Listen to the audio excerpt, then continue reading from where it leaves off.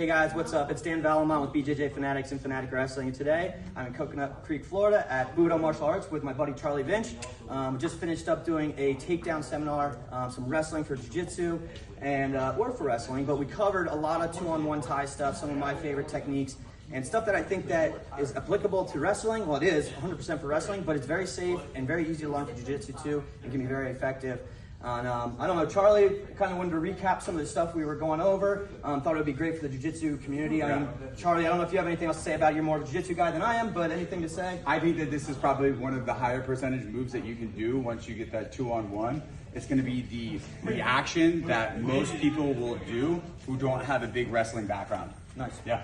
All right, so yeah, I'm just going to give you a quick kind of preview of some of the stuff we went over, specifically this one takedown that we covered. So getting the two-on-one, I'm not going to go over details too much, but he has a collar tie. This is a really easy way to get to my two-on-one. If you guys are new to it, far hand, I'm going to go thumb down right at his wrist. I'm going to pull that to me. I'm going to move my feet, and we'll call my top hand. So for me, my right hand here is going to go to the ball of his shoulder. We're going to pull this tight to our chest.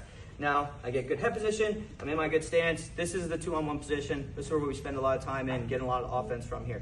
Now, specifically, what we're gonna cover right now is a drag down. Now, Charlie's a big athletic guy. For me to just drag him down to the ground is gonna be difficult, right? Now, if he's pushing into me a lot, sure, we might be able to do that. But again, a better high-level opponent isn't gonna let me just drag them down to the ground. So we gotta set it up a little bit. And one way to do that, if you notice, Charlie's inside leg, the one that's closest to me, is forward. This works well if he has this leg closest to me, all right? And what we wanna do is we wanna make him move that.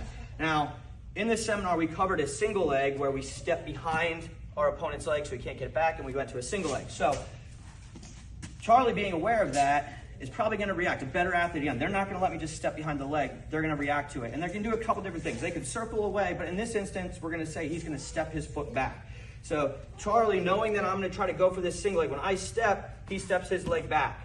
Now, there's a couple things we can do from here. Again, we're gonna focus just on this drag down, but when you think about it, when somebody steps their leg back, they're off balancing themselves in a specific way here. I use the example of if you're trying to stand up straight and you try to take your leg as far back as possible, your head and chest have to come forward. If I was gonna just stand here and try to bring my leg up, my head and chest have to come forward to balance me. So I'm gonna use that. If his head and chest are coming forward, I'm gonna use that to snap him down.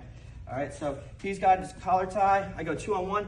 As he's stepping this leg back, I'm going to take a short step and basically act like I'm driving a shovel into the ground and pull his wrist to the ground. I don't want to pull in a circle. I'm going to pull in a straight line and pull his hand right to the ground. So we're here, I step, he steps back, dragging his hand to the ground here. Now it doesn't look like much, but that step back and the timing on this is huge. If you play around with this, you'll feel that. Now from here, I don't want to just let go and try to jump behind him. That might work. But I don't want to take the risk of when I lose contact with him circling away and getting out. So instead, I keep control of this wrist, keeping weight on him until I can get what we call an anchor. I don't want to reach around the waist in wrestling. I can get rolled to my back. In jiu-jitsu, this isn't as costly. But what I like to do personally, just from my wrestling background, is if I can reach the far ankle, that's definitely what I want to get.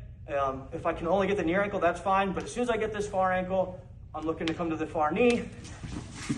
Drive him to his back here. Oftentimes, probably won't go to his back all the time. Sometimes he'll just break down off his base, but I'm securing my takedown there. So, one more time. We're here. Again, I can't just drag him down. That might work against a lower level opponent, but I need to set this up. So I'm threatening towards this single. As that leg's still in the air is when I want to pull him down. All right, so you basically think of this as like a leg of the table, so to speak. When he takes that leg away, I want to pull him to that weak spot. So he steps back, drag down. And then again, secure an ankle and finish my takedown. Any thoughts? Anything? Perfect. Love it. Thanks.